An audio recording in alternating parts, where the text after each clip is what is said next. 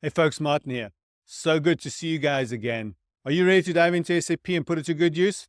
Well, let's get going. Is your organization challenging itself with ESG performance goals? Well, the good news is that there are many ways SAP can actually be a helpful vehicle of enabling achieving these goals. Today, we're going to explore a simple but effective example. We'll be dialing in on SLED and BBD. This is one of the many tools to support making the best use of our available inventory, keeping us and our customers safe and reducing waste. Our guide today is Ed, and he's going to introduce us to SLED, or SLED, and BBD, and show us where and how they are determined.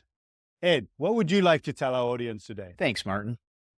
A lot of good can come from a simple concept, and the SLED and BBD dates are just that. The SLED, or the Specified Limited Expiration Date, and the BBD, or Best By Date, can be tracked at the material and batch level. Tracking these dates in SAP also produces another very important piece of information called the remaining shelf life. This requires a few simple settings which we'll review today. With these key pieces of data in hand, we now have a few of the foundational building blocks to ensure that we're rotating and moving through our inventory efficiently. We're able to meet customer-specific requirements through batch search strategies, and we can monitor, prioritize, and make usage decisions with our list displays. Let's dive in and go find the places where SLED and BBD live and review how the remaining shelf life is calculated. Where is that shelf limited expiration date, or SLED date? How is it calculated?